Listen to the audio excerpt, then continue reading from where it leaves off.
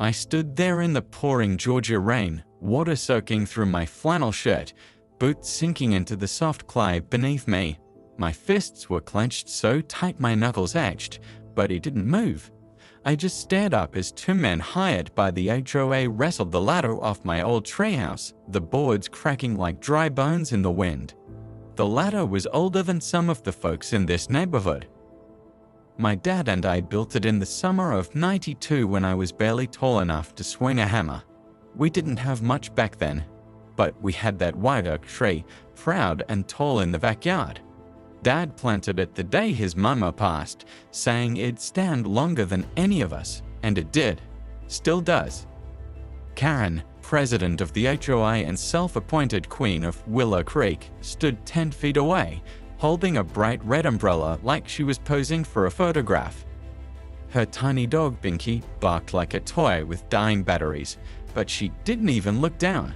She watched the whole thing like it was a grand event, like she was watching justice unfold. "Unpermitted structure," she said calmly, almost sweetly. "It violates Article 7, Section 14 of the updated HOA guidelines." I couldn't tell if she was reading from a paper or if she just had the thing memorized. Karen memorized a lot of rules, especially ones she wrote herself. I asked for a chance to appeal, submitted letters, and showed her the treehouse wasn't a hazard, wasn't even visible from the street, but none of it mattered. Karen didn't want compromise, she wanted obedience. The men yanked the ladder loose and dropped it to the ground with a hard thunk. Rain splattered off the wood like tears off a casket. My heart sank with it. That treehouse wasn't just a pile of lumber nailed into a tree. It was my dad's handwriting still carved on the inside panel. It was the summer evenings we spent tossing paper airplanes off the roof. It was where I proposed to my wife before she passed. It was mine, and now Karen was taking it apart, smiling. "You should have followed the rules," she said as she turned to leave, heels squishing in the mud like they didn't belong on this earth. I watched her walk away, back toward her oversized colonial with the double garage and live loft love signs still faded on the porch. What Karen didn't know, what nobody around here knew, was that I'd been working on that treehouse again, not to relive the past, but to build something new.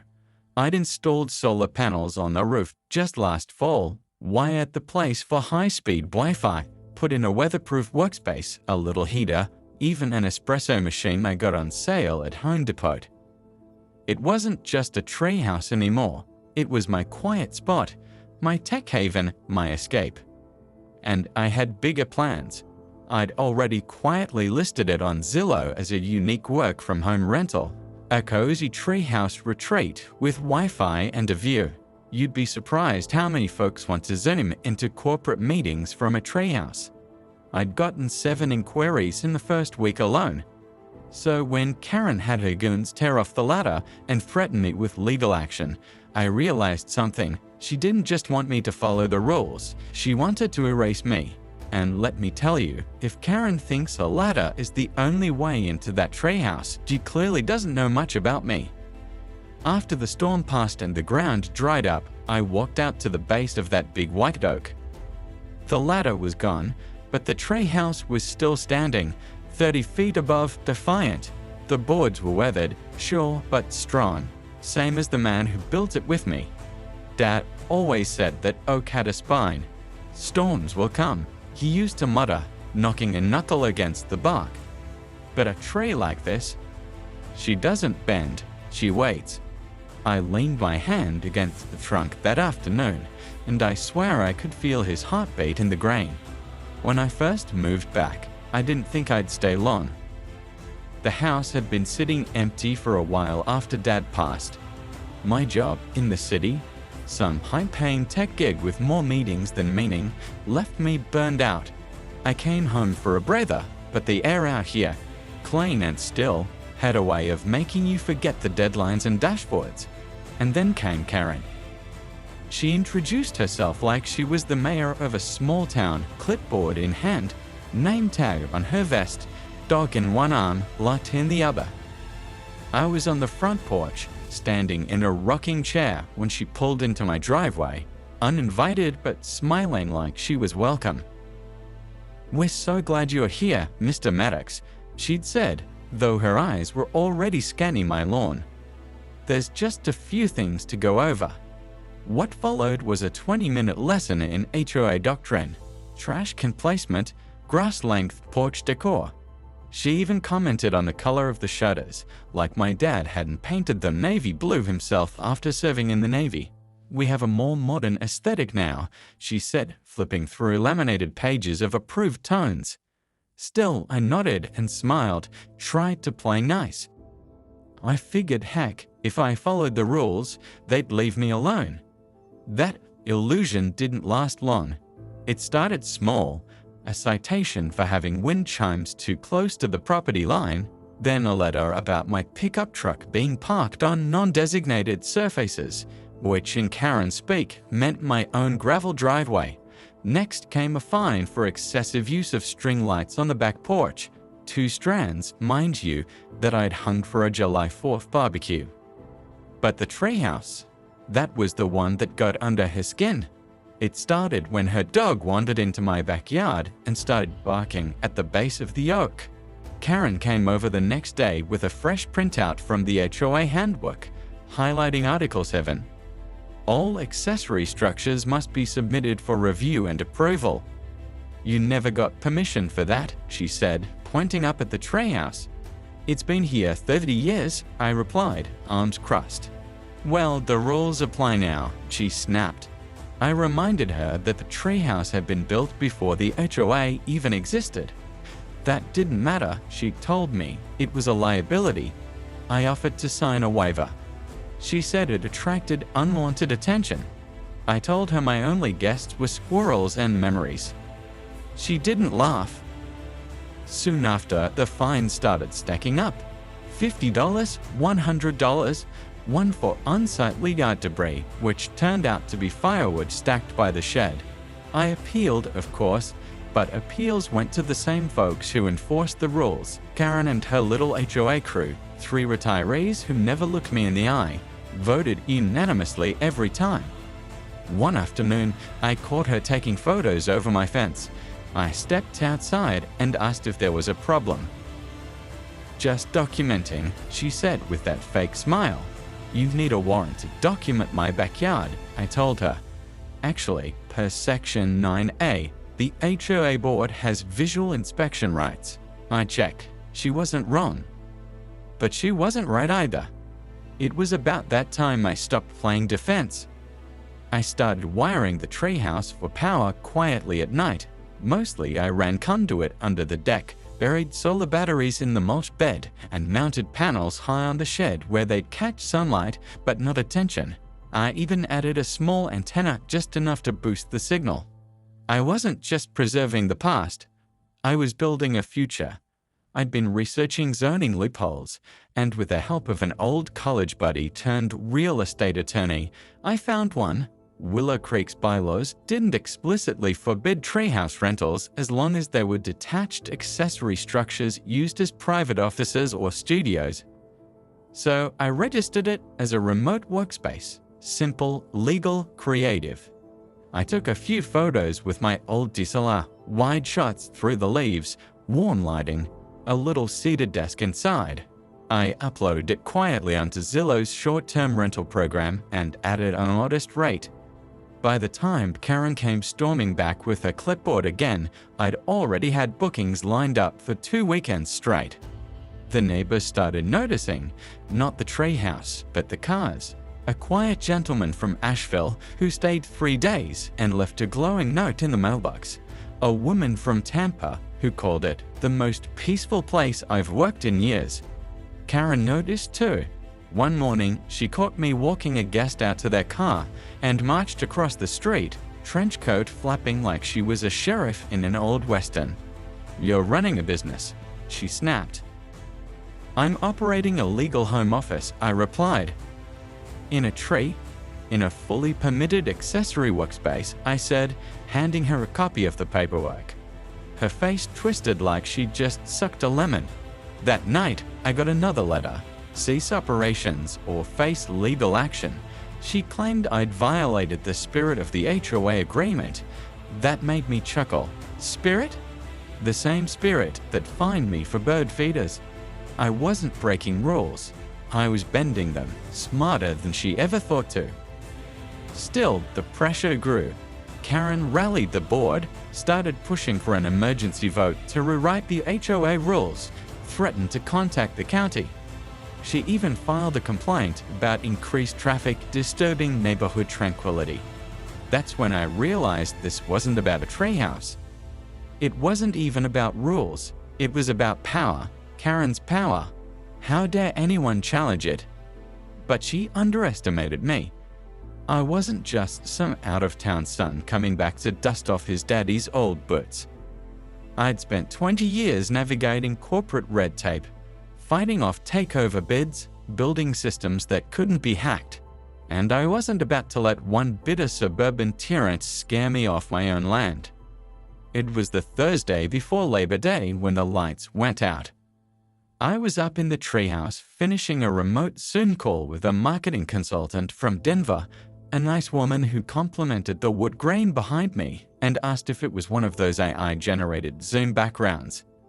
I laughed and told her it was real, built by hand, my father's hands mostly. Then the screen flickered, the Wi-Fi dropped, the power blinked.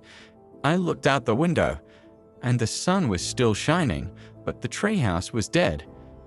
No signal, no juice, no hum from the solar battery inverter, just silence.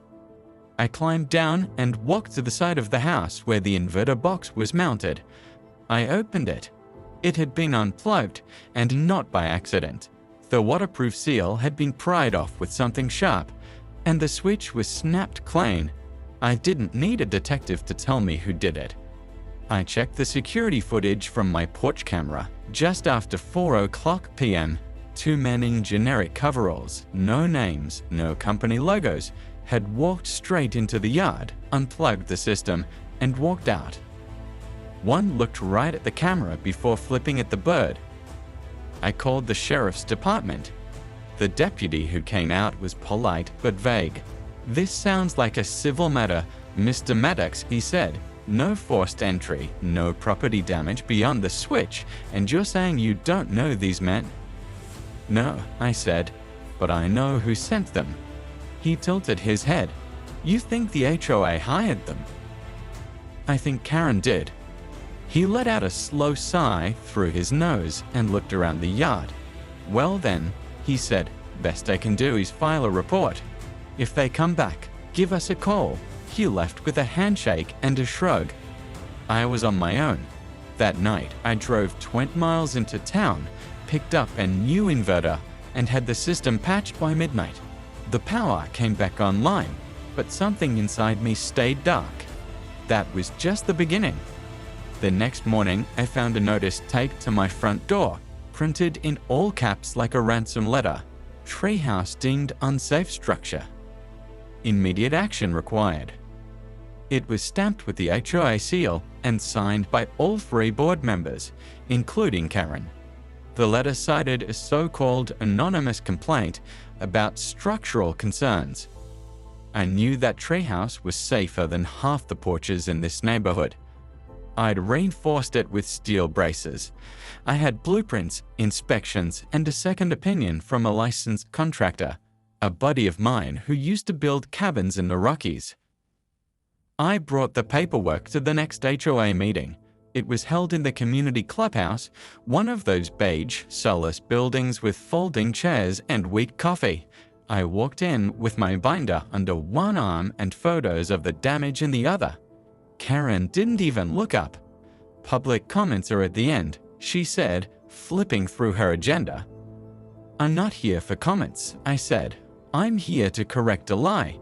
There were maybe 30 residents in the room, mostly older folks, some retirees, some just curious."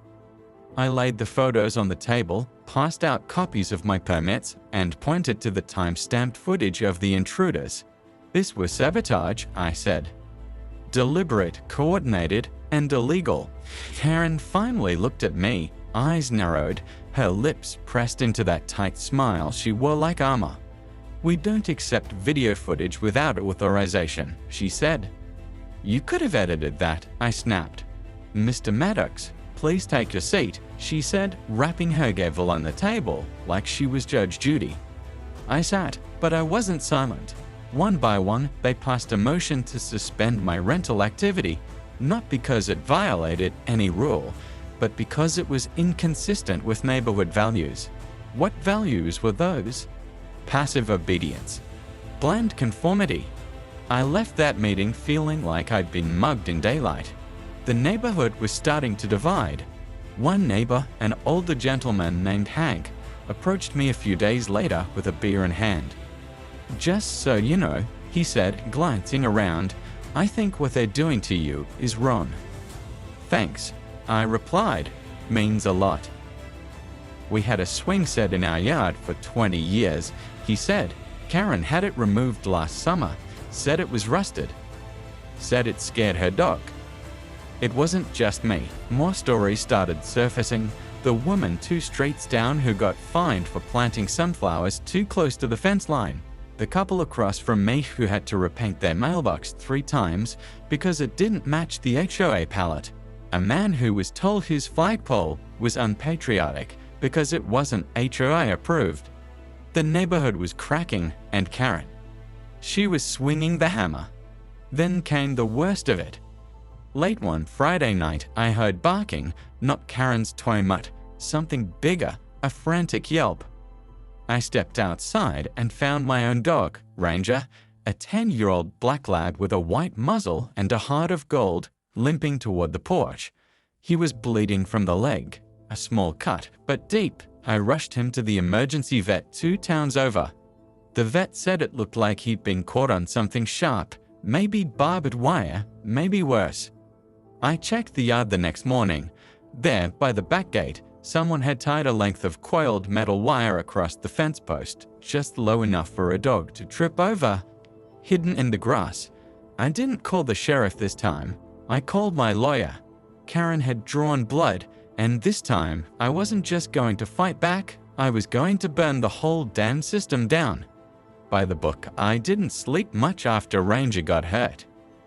For 3 nights, I sat on the porch swing, cradling a cup of lukewarm coffee while my brain, wrapped in a blanket, stitched and sore, dozed beside me. His tail thumped when I rubbed his ears, loyal, trusting, still trying to protect me even after what they did.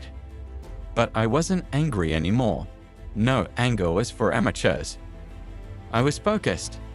See, when someone poisons your well or slashes your tires, you call the cops. But when someone rigs the rules to bury you legally, when they're smart while doing it and sign their name on the form, you've got to outthink them. And if there's one thing 20 years in Silicon Valley teaches a man, it's how to collect data. I spent the next week building a case, emails, meeting minutes, printouts of HOA policies going back 10 years, every fine they'd handed down, every permit denial, every anonymous complaint. I filed a Freedom of Information Act request with the county to pull public filings, permits, zoning records, citations, and I found gold. Turns out, Karen had a history. In the last 6 years as HOA president, she'd refused permits for 14 families, citing design violations. She'd issued over $18,000 in neighborhood fines, with a third going to administrative fees managed by her own consulting LLC. And the kicker, she'd failed to register 3 of her own home renovations with the county. The sunroom addition, no permit. That fancy shut-out back she used as a Pilates studio, not zoned for business use. And her solar panel rebate from the state, fraudulently claimed under her deceased husband's name. All of it was documented, but I didn't go nuclear right away. That's not how you win wars like this. You win by making them show their face in public, under lights, in front of neighbors who trusted them. So, I called for a special community meeting. I had the right, per Article 4 of the HOA Charter. If 10 homeowners signed a petition, the board had to schedule it. I got 26. We packed the community clubhouse the next Thursday. Folding chairs filled up fast. People stood in the back. Hank brought a cooler of sodas. Mrs. Alvarez made brownies. The air was buzzing like a church potluck before a sermon. Karen came in 10 minutes late, wearing a navy pantsuit and pearls, acting like she was walking into a press conference. "Let's get this over with," she said it, smoothing her hair. I stood up front next to the projector I borrowed from the library and plugged in my laptop. No gavel, no pomp, just facts. "I want to thank you all for coming," I started. "I called this meeting not to attack, but to reveal what's been happening behind the scenes." Slide by slide, I laid it out. HOA fees misused, Karen's unapproved renovations, fines targeting homeowners with no legal basis, surveillance complaints filed without consent. I showed the receipts, dates, documents, even a grainy photo of Karen accepting an envelope outside the HOA office from one of the contractors who just happened to get every tree removal job in the neighborhood. Karen stood up halfway through, face red. "This is character assassination," she hissed. "You're twisting things." "Then explain them," I said calmly. But she didn't. She just stood there, shaking hands, trembling around the copy of bylaws she'd brought like a shield. That's when the room turned. Hank stood up first. "Karen," she said, "my wife cried when you made us tear down her garden trellis. Said it was non-compliant. It was her grandmother's." Mrs. Norton followed. "You fined me for leaving my trash bin out overnight while you had contractors at your house for weeks." People started shouting. Questions flew. Someone held up their phone, recording everything. Karen tried to shout over them, but the noise drowned her out. Her gavel clacked against the table in desperation. "This meeting is unauthorized," she yelled. "No," I said into the mic. "It's the most authorized thing we've done in years." I handed out a motion, official, per HOA protocol, calling for Karen's immediate suspension pending investigation. People signed it right there, in ink on camera. She stormed out before the last name hit the page, and when she did, someone clapped. Then another, until the whole damn room was clapping, not for me, not just yet, but for truth. The next morning, I filed a formal complaint with the County Board of Ethics. They opened an investigation. Meanwhile, the HOA board, now shaken, agreed to review every fine issued in the last 3 years. Karen's Consulting LLC was flagged for audit. Her solar rebate was revoked. Her sunroom was ordered dismantled. It was over, not with a fight, not with fists, but with light. The strange thing about justice is how quiet it feels when it finally arrives. There were no parades, no press conferences, no loud victorious declarations, just a certified letter in the mail, county seal on the envelope, informing me that Karen Wexler had officially resigned from the HOA effective immediately. The following day, her house went on the market. No goodbyes, no farewell parties, just a white for sale sign swinging in the breeze like a white flag. It was done.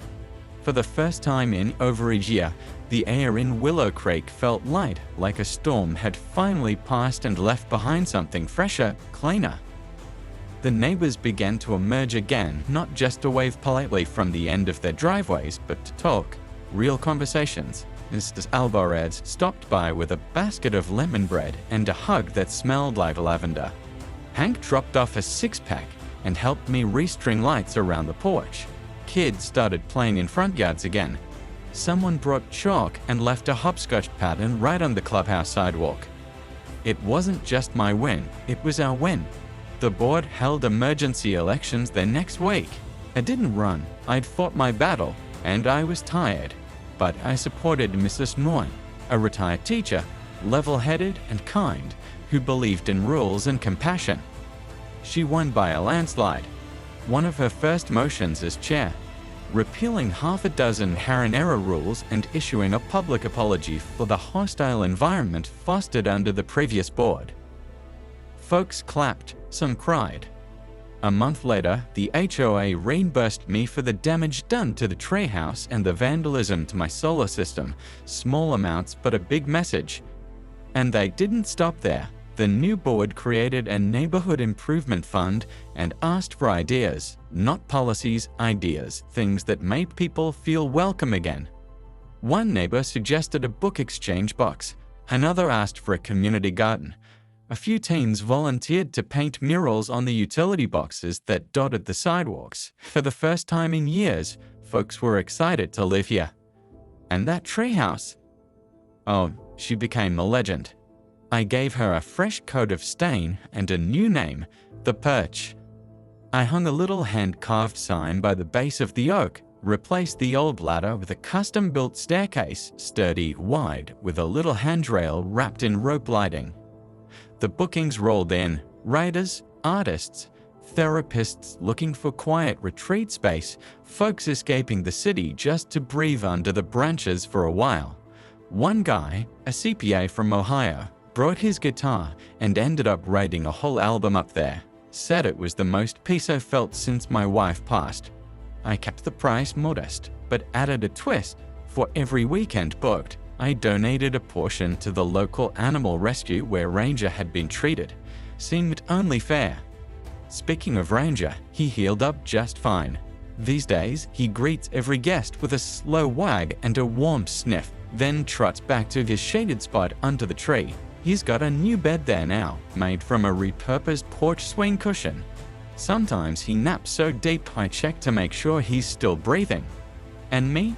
I'm not the same man who came back to Willow Creek with a laptop and a head full of regrets. I'm stronger now, not because I fought, but because I stayed, because I remembered what mattered, not just property lines or bylaws, but legacy roots, the kind you plant, protect, and pass down. Sometimes folks ask me if I'd ever consider leaving, selling the place, moving back to the city now that the fight is over. I just smile.